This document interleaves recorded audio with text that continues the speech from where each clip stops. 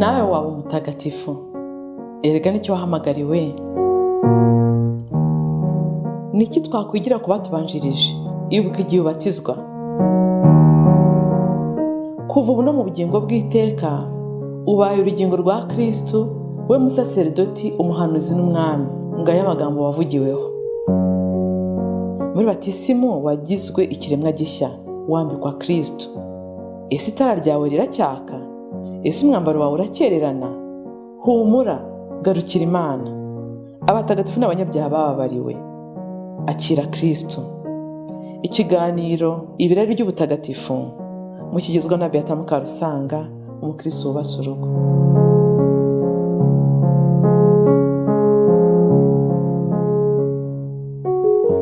Bavandimwe, muri iki kiganiro ibirari by'ubutagatifu, Kristo Yezu akuzwe. Mfasha aka kanya kugira ngo tuganire tuzirikana ko tugiye gutangira igihe gikomeye cya Kiliziya, igihe cy'igisibo. Igisibo tugiye gutangira kitubera igisibo Imana yishimira. Kitubera igisibo kitwegereza Imana, kikavugurura roho zacu. Intego y'igisibo turayizi, iri mu byiciro bitatu cyangwa se ingingo eshatu: gusiba cyangwa se kwigomwa, gusenga no gufasha, gutanga imfashanyo. Gusiba, gusenga no gutanga imfashanyo. Akenshi abadusobanurira inyigisho zitandukanye, wenda abayobozi bacu hirya no hino, bakunda kutubwira yuko tugomba gusiba kugira ngo bitwegereze Imana, kandi kugira ngo ibyo dusibye tubifashishe abakene. Hanyuma tugasenga, kuko byombi biragenda, byose uko ari bitatu biragendana. Tugasenga, umutima wacu ukagukira Imana, kubera yuko nyine twirekuye. Reka tubivuge no mu magambo arambuye. Kubera iki tugomba gusiba? Igihe cy'igisibo ni igihe dukurikira Yezu muri ya minsi 40 yabayeho mu butayu, ngo ajyanywe na Roho Mutagatifu, nuko agasiba kurya iminsi 40. Natwe rero reka two kwijyana muri iki gisibo, ahubwo reka tujyanwe na Roho Mutagatifu. Hanyuma biratangaje ukuntu Mariko abivuga. Mutagatifu aravuga ati kugira ngo ahageragerezwe na Sekibi, nkaho yaragiye gusiba kugira ngo ageragezwe imbere yacu, kugira ngo umutsindo we ube umutsindo wacu, umutsindo we kuri Sekibi. Iyo umuntu arimo gusiba, nibyo koko biha urwaho Sekibi, ikamugerageza, ikamubwira iti urasibira iki, urimo uraruhira iki. Hakaba n'intambara za roho zifatika. Izo ntambara za roho urwana: ubunebwe mu isengesho, ibitekerezo bifutamye bizamutwara utabishaka, gushaka gukora icyiza, ikibi kikagutanga imbere. Hari umuntu wazambwira ati ngiye rwose iyo nsenze cyane ubwo mbona byaha byiyongera. Urwo rugendo rwo kugeragezwa na Sekibi twemere ko natwe twarukora. N'abandi batagatifu batubanjirije, ko natwe turi mu nzira yo kwitagatifuza. Abatagatifu bose bakuru bacu batubanjirije nabo ntabwo babayeho mu munyenga. Gusiba bituma umuntu arwana intambara, akarwana urugamba, ariko Roho Mutagatifu aba amurwanirira mu mwanya we. Ntabwo Yezu yatsinzwe, yabonaga iteka igisubizo aho Sekibi ku gishuko yabaga amushyize imbere, cyane cyane yishingikirije ijambo ry'Imana. Hariho n'igihe nk'uko mwabibonye mu bishuko Sekibi yagiye amuha, yamaze kubona yuko amusubiza ijambo rivuye muri Bibiliya, nawe yatangiye kujya ajya muri Bibiliya akamubwira ati haranditswe ngo, neza ati haranditswe ngo. Nawe uzasanga mu bishuko ushobora kugwamo hari icyo ushobora kugira confusion, ukaba wakwiteranya ukajijwa ku byanditswe, ukabyinterpreta, ukabivuga cyangwa se ukabiganisha ku mutima mu buryo butari bwo. Ariko humura, uyu munsi niyo wagwa ejo wabyuka. Reka twemere kugendana na Yezu muri icyo gisibo, kugira ngo nitumara gutsinda kamere y'umubiri, irari ryawo, kwitsinda, kwima ibiryo uyu mubiri, bikuze roho zacu. Nk'uko tubizi, umubiri na roho bihora bihanganye mu ntambara y'urudaca. Yezu yarabwiye abigishwa be muri Getsemani ati mube maso kandi musenge kugira ngo mutagwa mu gishuko. Ati roho nanone igira ubwinyakure ariko umubiri ukagira intege nke. Mvuze ubwinyakure numva ryo jambo ryabivugaga neza, ni tradisiyo ya kera ya Bibiliya. Ngira ngo ubu ngubu haranditswe ngo roho iharanira ibyiza. Iyo ugira ubushake, ugira umwete, ariko umubiri ukagira intege nke. Umubiri wacu udukururira mu byo roho idashaka. Kuguca intege rero bituma uzarebe iyo ushonje uvuga make, ntabwo ujya mu biganiro bidafite agaciro. Rero nitumara kwitoza kwima uyu mubiri wacu ibiryo muri iki gisibo, ntabwo ari kugira ngo gusa ngo twekonomize tubone ibyo dufashisha abandi, oya, ntabwo aricyo bigamije rwose, ahubwo ni ukugira ngo dutsinde iyo kamere y'umubiri wacu ihora ikurura roho mu byo roho idashaka, kugira ngo roho nawe yiganzure, ibeho mu bwisanzure, ikore, igire ubwo bworohe, ibashe kuguruka, kuko roho iba ishaka kuba nka kagoma, naho umubiri ukaba ushaka kuba nk'igikururanda. Rero uko gutsinda umubiri dutsindishije kwigomwa amafunguro, binajyane nanone kandi no kwigomwa n'ibindi byaturangaza. Hari igihe umuntu ashaka gusiba kurya ariko ugasanga yiriwe kuri telefone areba utuntu tuvidewo dusekeje, ubwo se byaba bimaze iki? Ngira ngo ikindi kintu tugomba gutsinda muri iyi minsi yacu ya none ni ibishuko bituruka mu gukoresha telefone, yaba mesaje, za notification tubona muri social media abantu baba bariho, amakuru dusoma ari ngombwa n'atari ngombwa, n'ibindi ubushakashatsi dukora ngombwa n'atari ngombwa, amatsiko atari ngombwa. Ibyo byose muri iki gisibo, gusiba kurya bizadushoboze kubitsinda. Ikindi nanone, indi ntego y'igisibo ikomeye cyane ni ugusenga. Yezu yamaze iriya minsi 40 asenga, yunga ubumwe na Data, asanzwe yunze ubumwe nawe n'ubundi nka Jambo, ntibatandukana.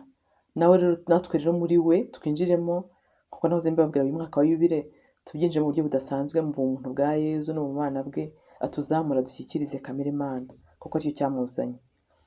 Hanyuma dusabane n'Imana, twinjire mu Mana, twinjire muri iryo kuzo ryayo, muri ubwo bubasha bwayo, mu rukundo n'impuhwe byayo, twinjire mu kuri kw'Imana, mu bwisanzure bwayo, mu bushake bwayo, twinjire mu Mana iduhamagarira gusabana nayo. Imana Data twakongera kuyitinya. Akenshi tubwira Yezu, Yezu, Yezu, ariko Imana n'ubutatu butagatifu. Mureke tuzamura dushyikirize Data, ndetse dushyikirize na Roho Mutagatifu, urukundo rw'Imana Data na Mwana. Iki gisibo bavandimwe, mureke tuzamuke ubutamanuka uko twiboneye. Dukore urugendo rw'isengesho, tugene umwanya, tuvuge tuti ese umwanya wanjye w'isengesho muri buri munsi ni uwuhe? Ese ndi fideli, ndabigikurikiza? Isaha nemeje yo gusenga ndayikurikiza? Ese inshingano zitandukanye mbamo rimwe rimwe zinanjagaraza zizambuze gusenga pe? Yaba muri wa mwanya jya ukoresha telefone ikakurangaza, uhindura isengesho. Ndakuramutsa Mariya ntive ku mutima wawe mu gihe bishoboka. Amasengesho araswa arafasha gukomeza gushyidika umuriro w'urukundo rw'Imana muri twebwe, kugira ngo ukomeze unyoterwe no gushaka umwanya wo gusenga. Uko urushaho gusenga niko urushaho kugira inyota yo gusenga. Uko urushaho kureka gusenga niko wibagirwa burundu gusenga. Uko usenga bituma urukundo rw'Imana njye nabonye rutera inyota, namwe banza muzambwira niba ari byo.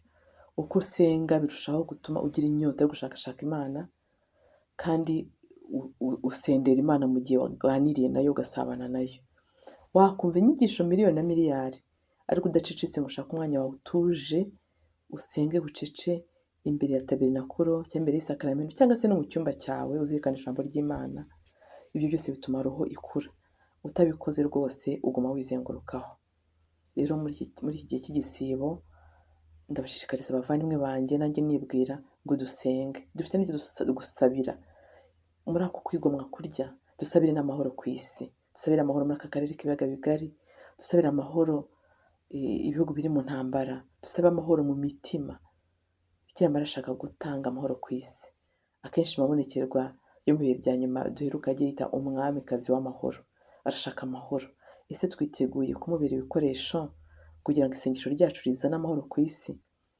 Hari aho ajya avuga ngo mu mubonekero rwa Beramegigoriya ajya avuga ati isengesho rishobora guhagarika n'intambara, ryahagarika yewe n'ibiza de catastrophe naturelle, ryahagarika, ryahindura ibintu byinshi byari bube, bigahindura icyerekezo, bikaba uko Imana ibishaka, bikinjiza isi mu mugambi w'Imana. Isengesho ryinjiza isi mu mugambi mwiza w'Imana idufiteho. Iyo dusenga Imana iradukoresha. Niyo utasabira isi wasenze gusa, Imana iyo ufite uko ikunyuraho igakwira mu badashobora gusenga. Niyo mpamvu cyangwa iki badusabye ngo dusenge, dusenge, dusenge n'umwanya w'abadasenga.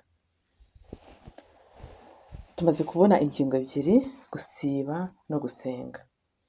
Ikibeho nanone ko mpavuze, nibutse ko Nataliya uriyo yakunze kuba igikoresho kitwereka ko cyaba Mariya kitwereka ko kwibabaza ari ngombwa rwose.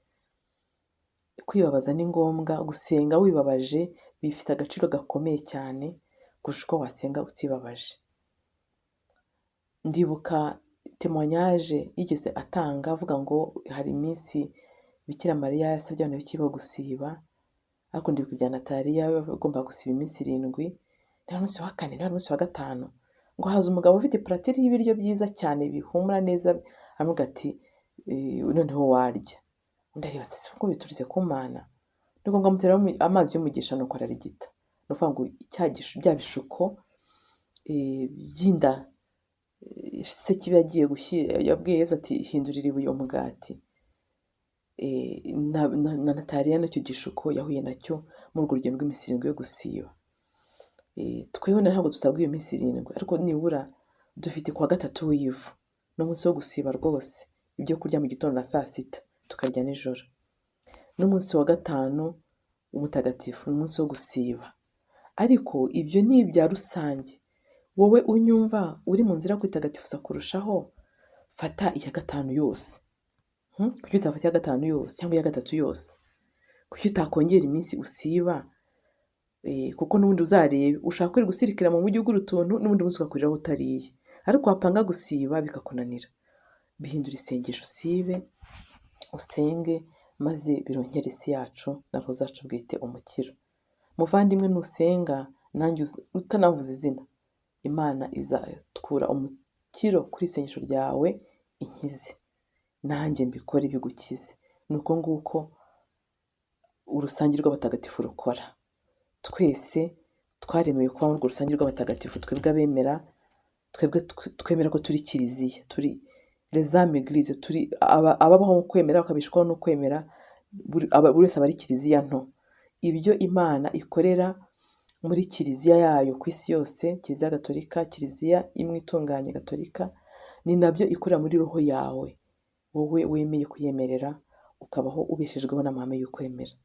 Ni ukuvuga ko Imana ituye muri kiliziya nawe izaziguturemo, uko Imana yibwira kiliziya zikwibwire, uko Imana yitunga izazigutunge, uko Imana isabana n'ubutatu butagatifu muri kiliziya n'abatagatifu bose, nawe ijuru kiliziya, ni ukuvuga ngo roho yawe izahinduka ijuru aho Imana ituye, ikahishimira, ikahasengerwa, ikahasabanira nawe bwite n'abandi bantu yaremye mu buryo tutabonesha amaso. Kristo Yezu akuzwe.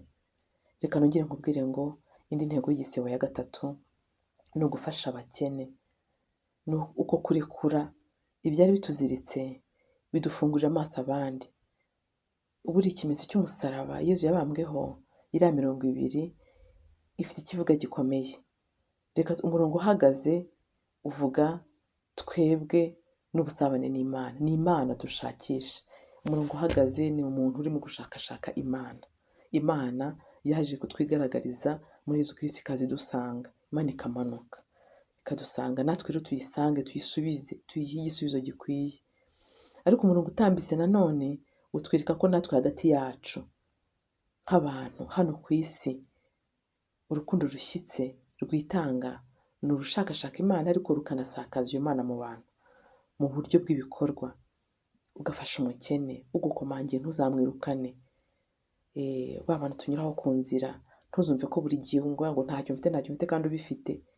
ufite icyo watanga, ntabwo ari ukugira ngo wikeneshe wimareho ibintu, oya, tanga mu bwenge, tanga mu bwenge, uvuga uti ibyo byose uyu muntu ari ku nzira yabwiriwe, muhaye 500 yagura akarindazi akanywa wenda n'igikombe cy'ikivuguto, niko ntekereje, nibyo ntekereje ko nawe ufite ukundi utekereza.